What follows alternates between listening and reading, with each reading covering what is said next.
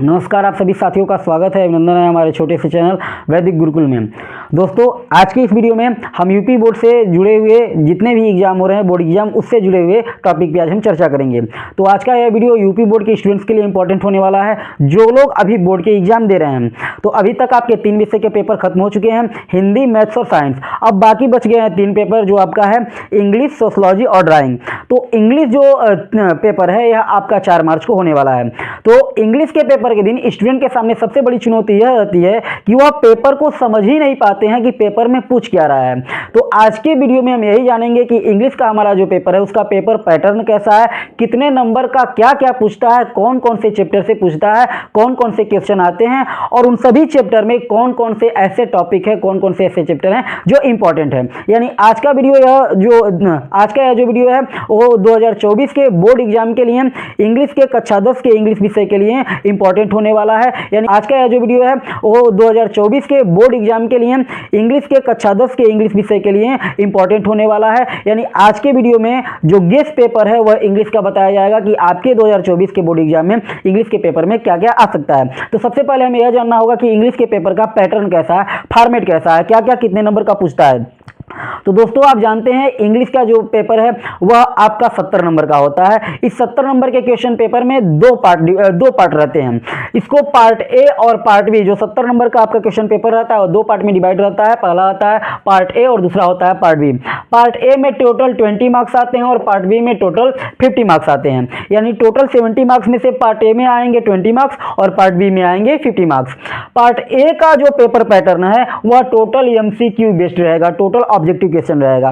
यानी जो part A है, जो 20 नंबर का पार्ट ए है इंग्लिश के पेपर में, वह एमसीक्यू टाइप का रहेगा, मल्टीपल चॉइस क्वेश्चन रहेगा।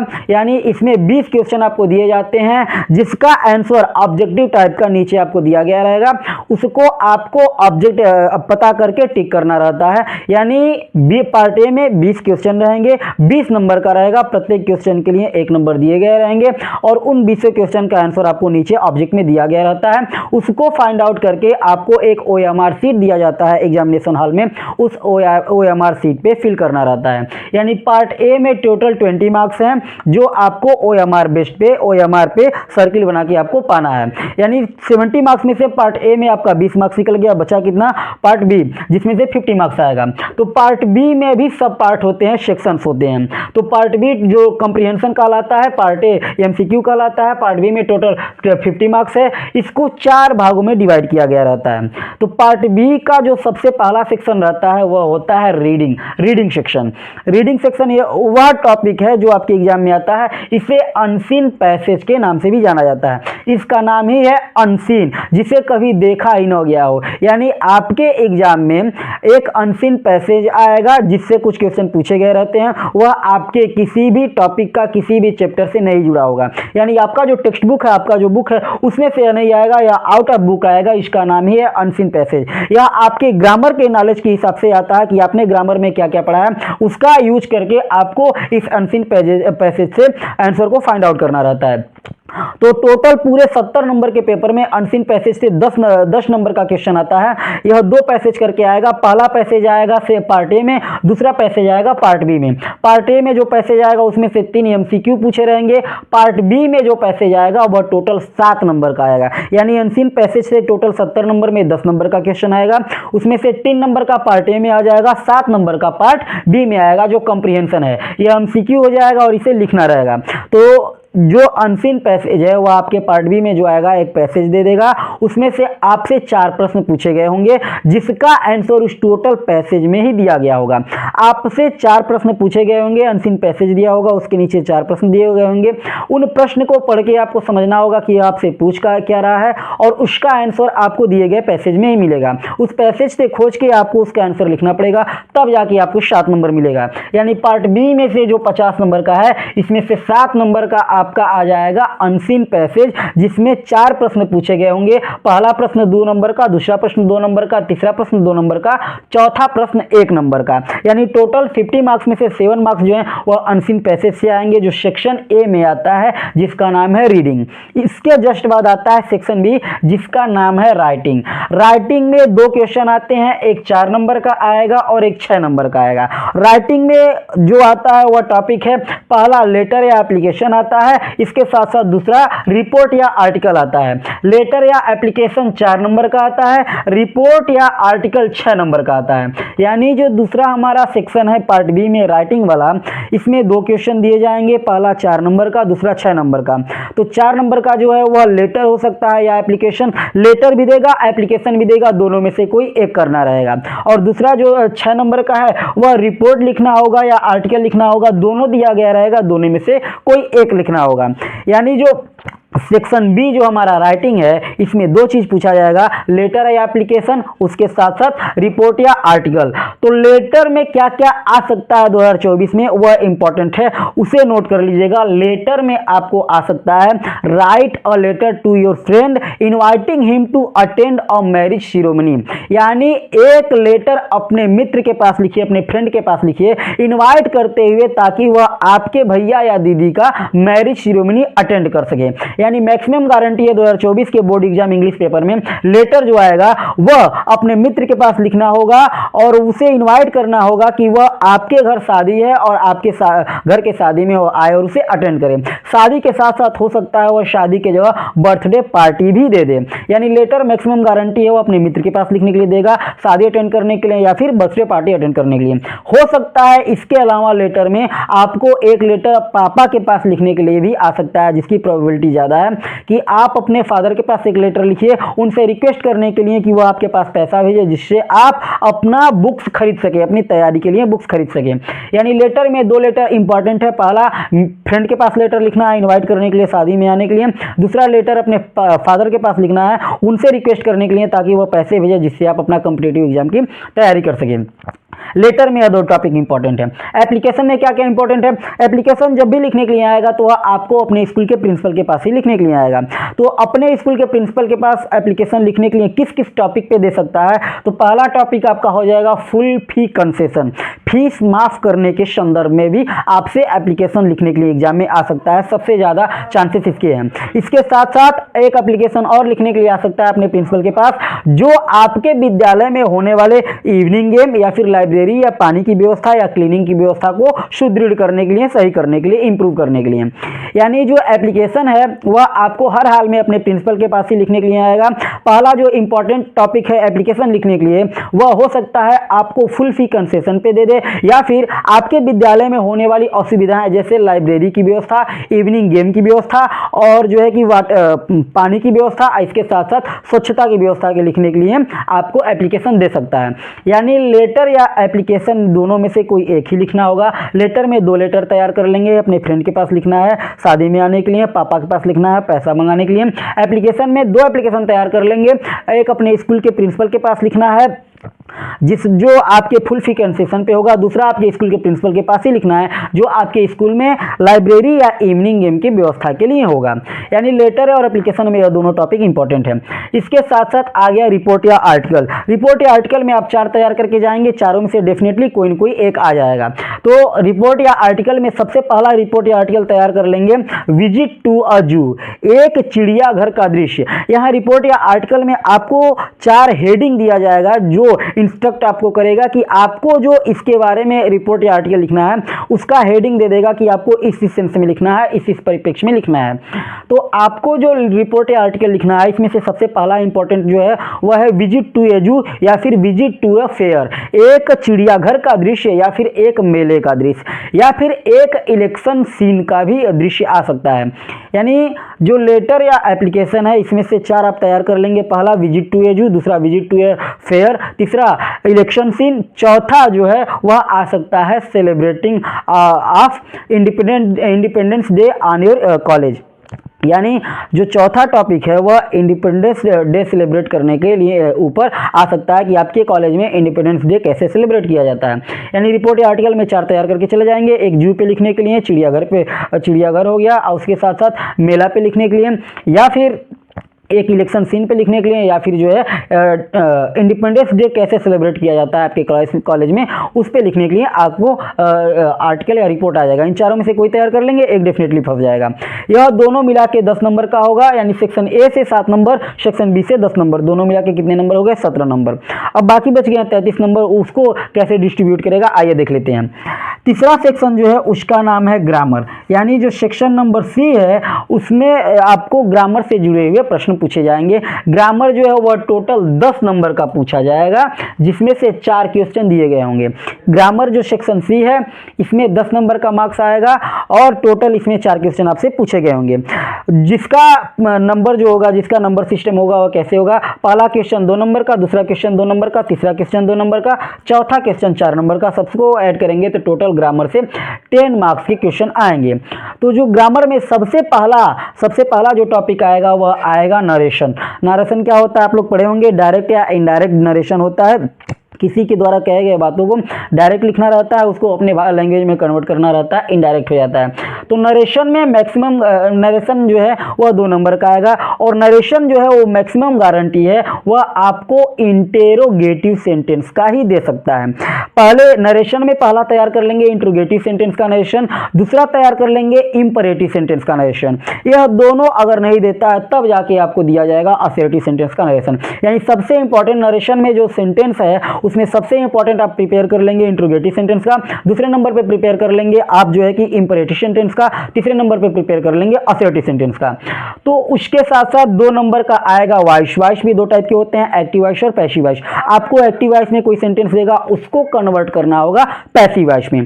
तो एक्टिव और वॉइस में एक्टिव से पैसिव कन्वर्ट करने के लिए मैक्सिमम गारंटी है जो इसका टेंस देगा वह इंडिफिनिट टेंस ही देगा, चाहे वह प्रेजेंट का इंडिफिनिट हो, पास्ट का इंडिफिनिट हो या फ्यूचर का इंडिफिनिट हो। इंडिफिनिट टेंस का ही पैसिव वॉइस बनाने के लिए मैक्सिमम गारंटी है वह दे सकता है। इंडिफिनिट के साथ साथ हो सकता है कंटिन्यूअस का भी दे दे, लेकिन मैक्सिमम प्रबल दावेदार जो है वह इंडिफिनिट ही है।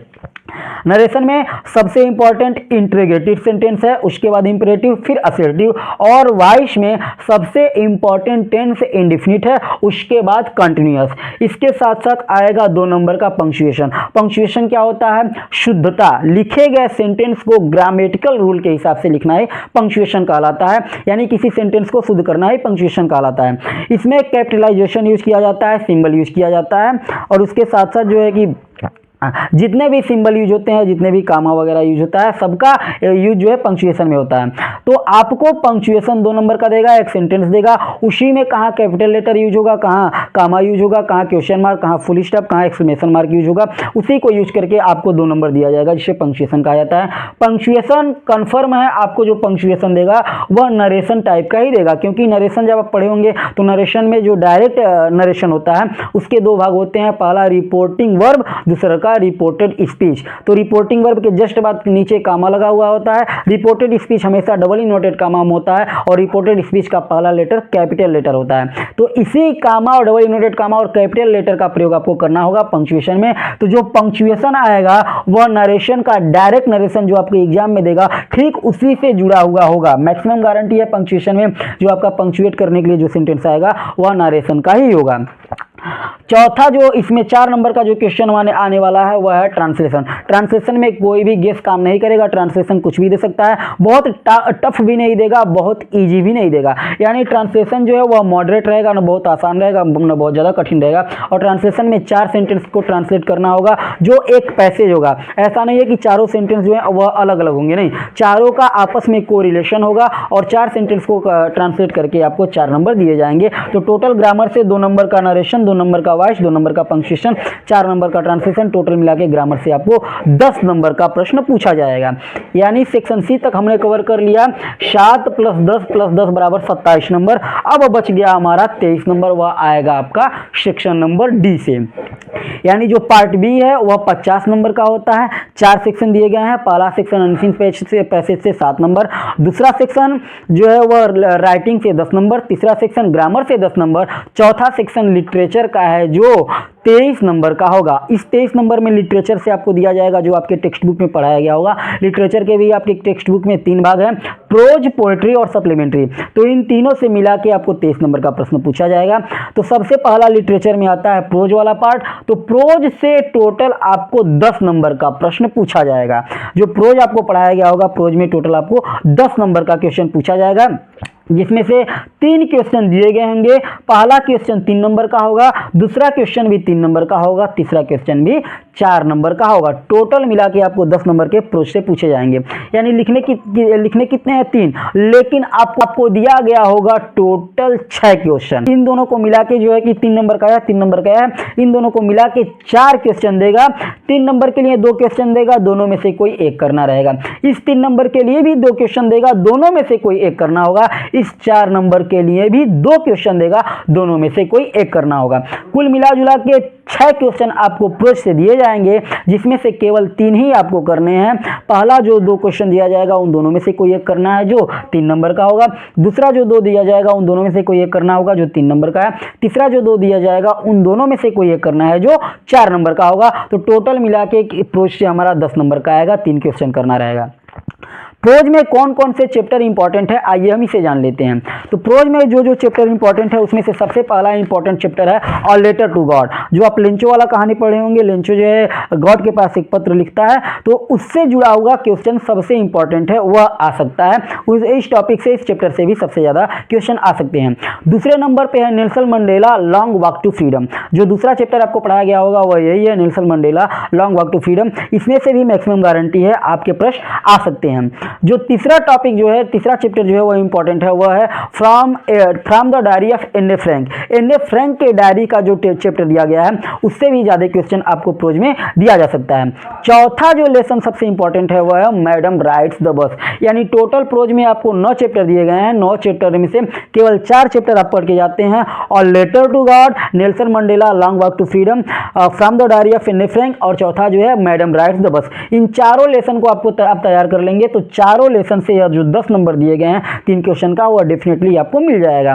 यानी प्रोज में 9 चैप्टर दिए गए हैं, 9 चैप्टर में से केवल 4 ही चैप्टर आप पढ़ के आएंगे तभी आपका काम हो जाएगा। वह चारों आप पढ़ लेंगे तो आपको जो 10 नंबर का प्रोज में मिलने वाला है वह खत्म हो जाएगा, मिल जाएगा आराम से। दूसरा जो चैप्टर टॉपिक है वह हमारा लिटरेचर का, वह हमारा है पोएट्री। पोएट्री सबसे आसान है, लिटरेचर का सबसे आसान अगर कोई टॉपिक है तो वह पोएट्री है। प्रोज में आपको 4 चैप्टर पढ़ने हैं तब जाके आप 10 नंबर कवर कर सकते हैं। पोएट्री में केवल 2 पोयम आप तैयार कर लें, 2 चैप्टर का पोयम तैयार कर लेंगे तो आपका पोएट्री कवर हो जाएगा।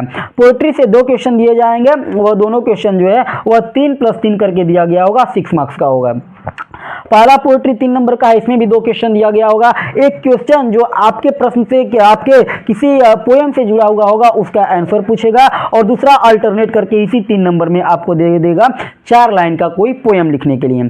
तो आप किसी प्रश्न का आंसर खोजने मत जाइए, कंफर्म है पोयम 4 लाइन का देगा लिखने के लिए, तो कोई 4 लाइन का पोयम आप पूरे किताब में तैयार कर लीजिए। 4 लाइन का पोयम आप तैयार कर लेंगे तो 3 नंबर आपको आराम से मिल जाएगा। पोयम में ध्यान देने वाली बात यह है कि जो आपके क्वेश्चन पेपर में जो स्टेंजा स्ट्रक्ट किया गया होगा, जो स्टेंजा उठाया गया होगा, वह स्टेंजा का पोयम नहीं लिखना है। यानी ऐसा स्टेंजा आपको लिखना है जो आपके क्वेश्चन पेपर में नहीं आया है। तो 8 लाइन का अगर आप पोयम याद कर लेते हैं, 8 लाइन का कोई पोयम याद कर लेते हैं, 4-4 लाइन का स्टेंजा, 2 स्टेंजा याद कर लेते हैं, तो अगर एक स्टेंजा दे दिया गया होगा तो दूसरा स्टेंजा आप डेफिनेटली लिख सकते हैं। यानी 3 नंबर का जो पोयम आने वाला है उसके लिए आप पूरे किताब में से किसी भी जो सबसे आसान लगे उस पोयम का 8 लाइन का पोयम आप तैयार कर लेंगे तो डेफिनेटली 3 नंबर आपको पोएट्री से मिल जाएंगे।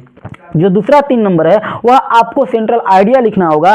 3 पोयम का सेंट्रल आइडिया आपको दिया गया होगा, तीनों में से किसी एक का लिखना होगा। तो आप केवल 2 चैप्टर पढ़ लेते हैं, पहला डस्ट ऑफ स्नो, दूसरा फायर एंड आइस, तो इन दोनों पोएट्री से भी आपका पोयम का 6 नंबर का जो क्वेश्चन आने वाले है वह टोटल का टोटल कवर हो जाएगा। यानी आप करेंगे क्या, डस्ट ऑफ स्नो से 8 लाइन का स्टेंजा का पोयम तैयार कर लेंगे, और डस्ट ऑफ स्नो या फिर फायर एंड आइस दोनों टॉपिक से जुड़ा हुआ सेंट्रल आइडिया तैयार कर लेंगे तो 3 नंबर का पोयम, 3 नंबर का सेंट्रल आइडिया दोनों कवर करके आपको 6 नंबर पोएट्री से आराम से मिल जाएंगे। 10 नंबर हो गए प्रोज से, 6 नंबर हो गए पोएट्री से, 16 नंबर बचा कितना, 7 नंबर। अब जो अगला टॉपिक बच रहा है, अगला जो सेक्शन बच रहा है वह है सप्लीमेंट्री का। तो सप्लीमेंट्री से टोटल आपको 7 नंबर का प्रश्न पूछा जाएगा। 2 प्रश्न लिखना होगा, एक 3 नंबर का, दूसरा 4 नंबर का। इस 3 नंबर के लिए भी 2 क्वेश्चन दिया गया होगा, दोनों में से कोई एक लिखना है, और इस 4 नंबर के लिए भी 2 क्वेश्चन दिया जाएगा, दोनों में से कोई एक लिखना है। यानी टोटल आप सप्लीमेंट्री में 7 नंबर के प्रश्न आपको लिखना है, और 7 नंबर के प्रश्न में से जो है कि 4 प्रश्न दिया जाएगा। पहला 3 नंबर का है, तो पहला 3 नंबर के लिए भी 2 प्रश्न दिया जाएगा, दोनों में से कोई एक करना है। दूसरा 4 नंबर का है, 4 नंबर में से कोई एक दिया जाएगा, 4 नंबर में से कोई एक करना है। इसमें जो सबसे इंपॉर्टेंट चैप्टर है वह है पहला भोली, दूसरे नंबर पे है नेकलेस, तीसरे नंबर पे है फुटप्रिंट्स विथआउट फीट, चौथे नंबर पे है ट्रियम्फ ऑफ सर्जरी। यानी सप्लीमेंट्री में टोटल 9 चैप्टर दिए गए हैं, 9 में से केवल 4 चैप्टर आप कवर कर लेते हैं, 4 चैप्टर पढ़ लेंगे तो टोटल या 7 नंबर का जो सप्लीमेंट्री से आने वाला है टोटल कवर हो जाएगा। सबसे पहला जो चैप्टर है वह इंपॉर्टेंट है भोली, दूसरा है नेकलेस, तीसरा है फुटप्रिंट्स विथआउट फीट, और चौथा जो है वह है ट्रियम्फ ऑफ सर्जरी। इन चारों को आप कवर कर लेंगे, डेफिनेटली आप सप्लीमेंट्री भी 7 नंबर का आराम से नंबर पा जाएंगे।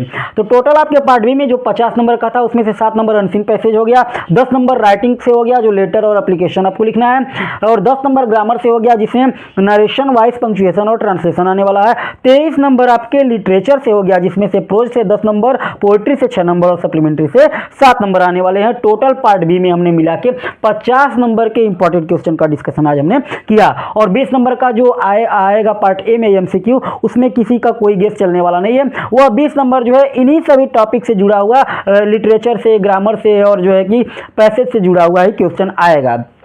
तो 20 नंबर हुआ, 50 नंबर का कंप्रीहेंशन हमने टोटल इसके से कर लिया 70 नंबर का। मैं डेफिनेटली कह सकता हूं कि आप जितना मैंने बताया पूरा अगर आप पढ़ के आते हैं तो 50 में 50 नंबर आपके टोटल के टोटल पार्ट बी के मैच कर जाएंगे। तो उम्मीद है आपको वीडियो पसंद आया होगा। अगर हमारी द्वारा दी गई जानकारी आपके लिए उपयोगी हो तो हमारे चैनल को सब्सक्राइब कर बेल आइकन को अवश्य प्रेस कर लें। धन्यवाद।